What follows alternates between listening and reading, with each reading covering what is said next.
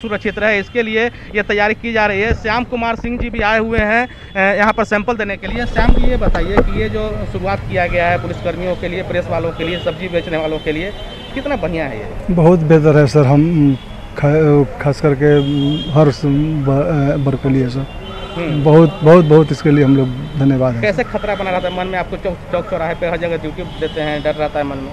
हाँ, चूँकि सर थोड़ा भीड़ भाड़ ज़्यादा हम लोगों को मूव करना पड़ता है, उसी को लेकर के थोड़ा खतरा बना रहता है सर। हालांकि फिर भी सोशल डिस्टेंस का हम लोग ख्याल रखते हैं सर। 100 पुलिसकर्मियों का यहाँ पे जांच कराया जाएगा, सैंपल लिया जा रहा है, जिसको बाद में रिम्स भेजा जाएगा ताकि इनका जो कोविड का जो टेस्ट है उसकी रिपोर्ट आ जाए।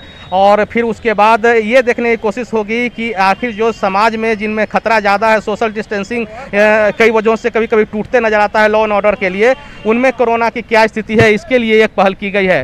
कैमरामैन संजय के साथ उपेंद्र, न्यूज़ 18 रांची। धनबाद में कोरोना संक्रमण के 2 मामलों ने हड़कंप मचा दिया। पहली घटना में कोरोना संक्रमित पीएससी प्रभारी के संपर्क में आने से 12 से ज्यादा लोग पॉजिटिव हो गए, जबकि दूसरी घटना में टाटा स्टील के एक संक्रमित अधिकारी के संपर्क में आने पर 38 लोग कोरोना के मरीज हो गए। संक्रमित होने वालों में खान सुरक्षा महानिदेशालय के 2 पदाधिकारियों समेत 3 लोग शामिल हैं। संक्रमण के खतरे को देखते हुए जिला प्रशासन ने अगले आदेश तक के लिए डीजीएमएस ऑफिस को सील किया है। जायजा लिया हमारे सहयोगी दिलीप कुमार ने। धनबाद में एक बार फिर कोरोना का ब्लास्ट हुआ है और बहुत बड़ा ब्लास्ट हुआ है। पिछले 7 दिनों में 49 कोरोना के मरीज मिले हैं धनबाद में। और सबसे बड़ी बात मैं बता दूं, इस वक्त मैं धनबाद के डीजीएमएस कार्यालय के सामने खड़ा हूं। आप मेरे पीछे देख सकते हैं, ये देश का खनन मुख्यालय है। डायरेक्टर ऑफ जनरल यहाँ पे बैठते हैं, खनन निदेशक यहाँ पे बैठते हैं। इसके 2 अधिकारी कोरोना पॉजिटिव पाए गए हैं और एक अधिकारी के घर में रहने वाली महिला भी कोरोना पॉजिटिव पाई गई है।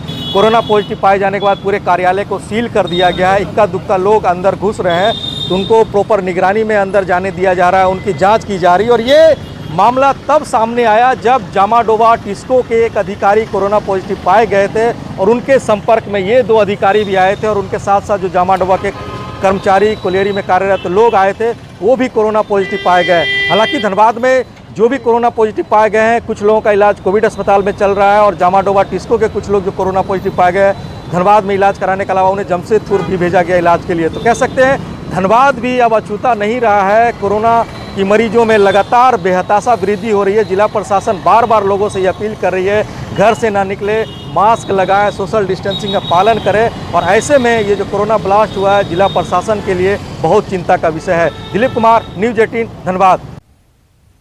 झारखंड में क्वारंटीन सेंटर में रह रहे मरीजों के साथ अब कोरोना वॉरियर्स भी आयुष काढ़ा पी रहे हैं। आयुष निदेशालय के निर्देश के मुताबिक झारखंड के तमाम क्वारंटीन सेंटर्स पर यह काढ़ा बनने भी लगा है। झारखंड में अब कोरोना वॉरियर हो या मरीज, कोरोना को मात देने के लिए पिएंगे आयुर्वेदिक आयुष काढ़ा। आयुष निदेशालय के निदेशक की माने तो इलायची, सूंठ और अन्य आयुर्वेदिक औषधियों से बना ये काढ़ा शरीर का प्रतिरोधक शक्ति इतना बढ़ा देगा कि कोरोना के वायरस चाहकर भी हमारे कोरोना योद्धाओं का कुछ नहीं बिगाड़ सकेगी।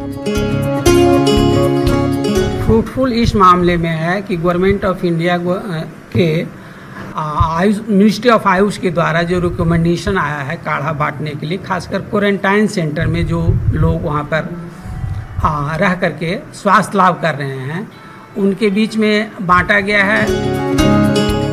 राज्य के सभी जिले के सिविल सर्जन ने केंद्रीय आयुष मंत्रालय के आदेश पर आयुर्वेदिक काढ़ा की खरीद की और उसे क्वारंटीन सेंटर के साथ साथ सभी जिलों के कोरोना वॉरियर्स में भी बांटा गया है। रांची के सिविल सर्जन स्वयं आयुष काढ़ा पी रहे हैं। सरकार की तरफ से कोविड मद में जो फंड आया है, एक डायरेक्शन ये भी था आयुष मंत्रालय की तरफ से, जिसको कि झारखंड सरकार ने भी हम लोगों को प्रेषित किया है। उसके अनुसार कुछ दवाइयाँ, आयुष से संबंधित जो दवाइयाँ हैं, वे खरीद करके लोगों के बीच पर्टिकुलरली क्वारंटाइन होम्स वगैरह में बांटनी है, जो कि कार्य हमारे यहाँ सफलतापूर्वक किया जा रहा है और किया जाएगा। योग गुरु बाबा रामदेव कोरोना की दवा की खोज का दावा कर भले ही विवादों में पड़ गए हैं, लेकिन झारखंड में कोरोना के खिलाफ काढ़ा अभियान से वॉरियर्स भी काढ़ा पीकर न सिर्फ खुद को सुरक्षित महसूस कर रहे हैं, बल्कि कोरोना को मात देने को भी तत्पर है। न्यूज़ 18 के लिए रांची से उपेंद्र कुमार की रिपोर्ट। और अगली खबर है बोकारो से, जहां चास नगर निगम कार्यालय से एलईडी लाइट लगाने में अनियमितता सामने आई है। नगर निगम के अपर आयुक्त के मुताबिक कंपनी ईएसएल कंपनी को मार्च तक 35 वार्ड में 10,500 लाइट लगाने का काम दिया गया, लेकिन काम अब तक अधूरा है। विभाग के मुताबिक अब तक 7,929 लाइट ही लगाई गई, जिसमें 1,000 से ज्यादा लाइट खराब हैं और ऐसे में कंपनी के चयन पर सवाल उठ रहे हैं। पूरा मामला सामने आने पर नगर आयुक्त ने कंपनी को बकाये पैसे के भुगतान पर रोक की बात कही है।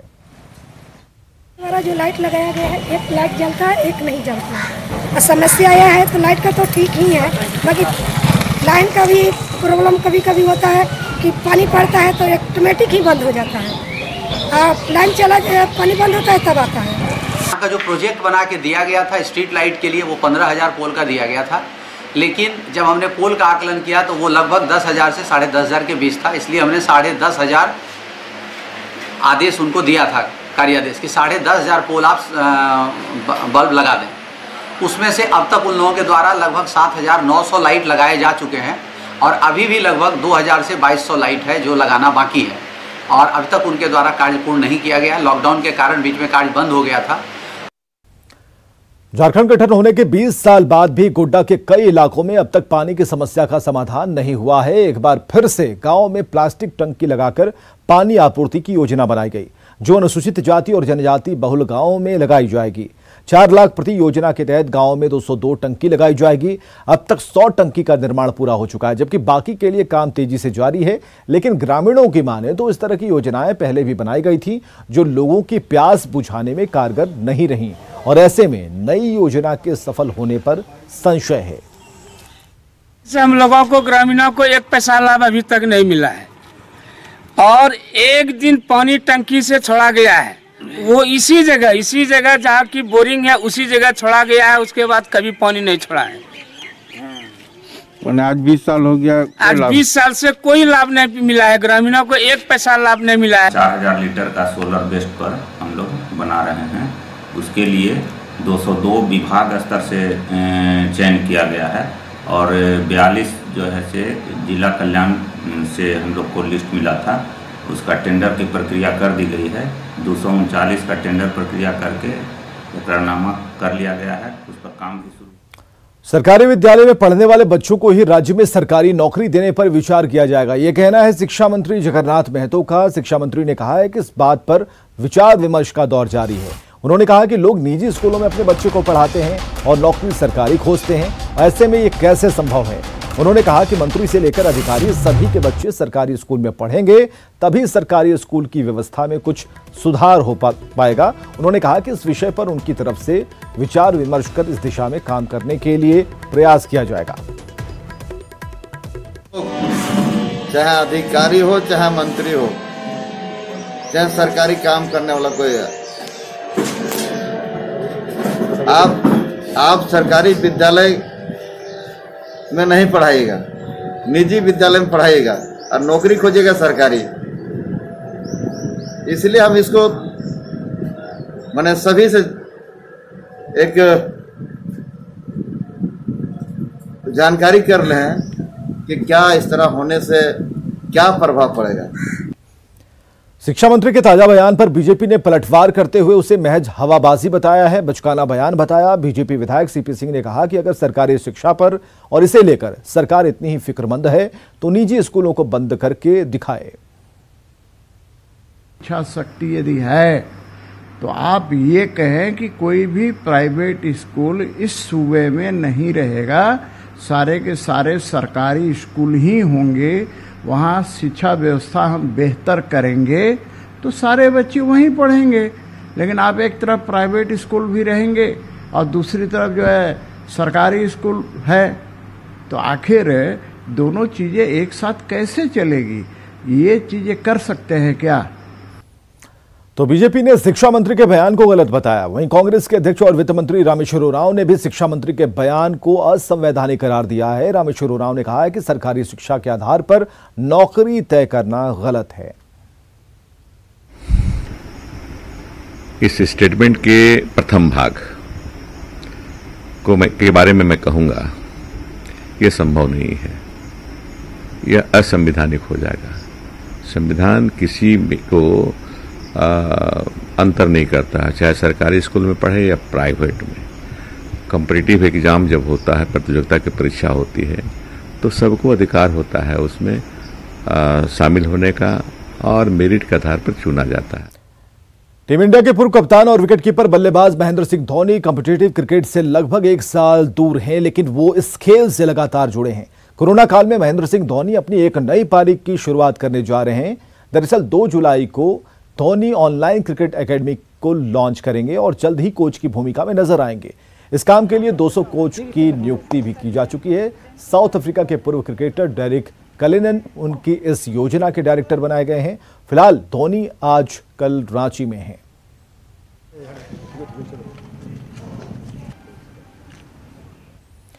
महेंद्र सिंह धोनी को क्रिकेट की पहले शिक्षा देने वाले रांची के चंचल भट्टाचार्य आज बेहद उत्साहित हैं।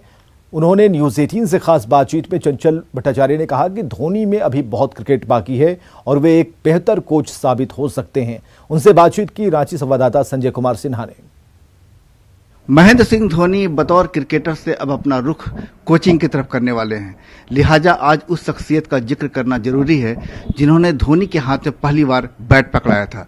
जी हां, हम आज चंचल भट्टाचार्य जी के पास हैं जिन्होंने धोनी को सबसे पहले क्रिकेट की कोचिंग दी थी। धोनी खुद कोचिंग देने जा रहे हैं, आपसे कोचिंग ली और खुद कोचिंग देने जा रहे हैं। ये तो अच्छी बात है ना। देखिए, अब तो पहली वाली बात नहीं है। एक विकेटकीपर बल्लेबाज के रूप में भारतीय टीम का प्रतिनिधित्व किया है।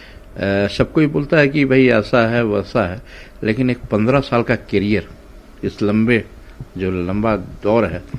एक आप किसी भी क्रिकेटर की बात कर ले, जो बैट्समैन के हिसाब से अपना ख्याति, कोई बॉलर के हिसाब से ख्याति, लेकिन आप जब एक क्रिकेटर ऑलराउंडर की बात करते हैं तो वो अगर 50 ओवर की मैच हो, वनडे T20 जो भी हो, उसको थोड़ा ज़्यादा एफर्ट लगाना पड़ता है हर खिलाड़ी से ज़्यादा।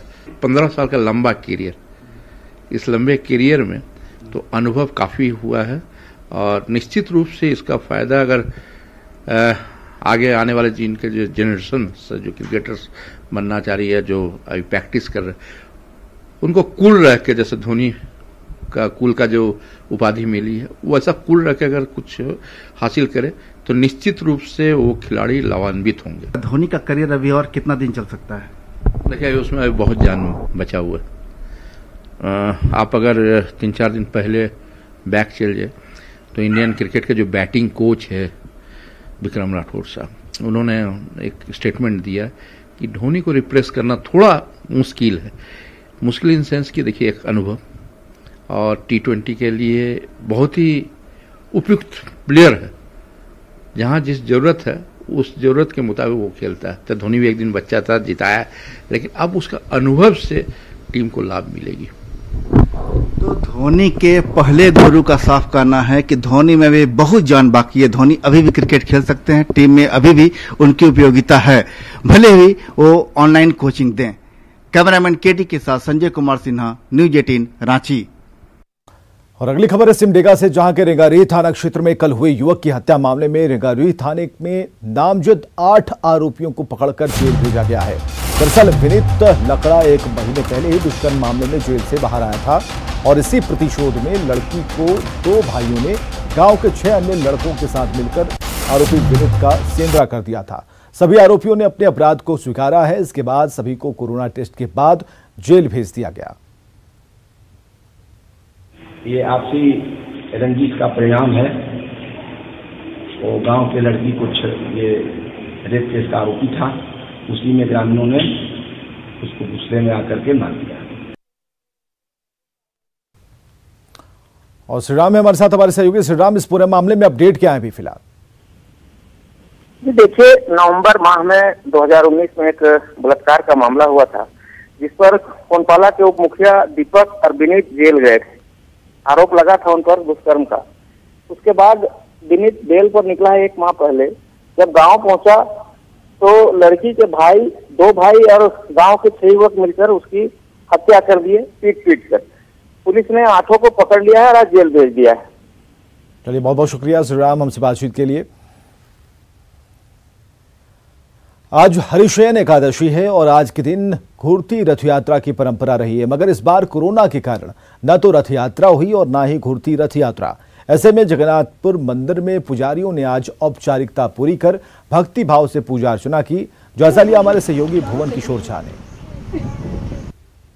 आज हरिशयनी एकादशी है और इस दिन में परंपरा ये रही है कि जो जगन्नाथ रथ यात्रा होती थी तो रथ यात्रा के बाद घुड़ती रथ यात्रा के रूप में आज के दिन में मनाया जाता था और आज से भगवान जल शयन में जाते थे।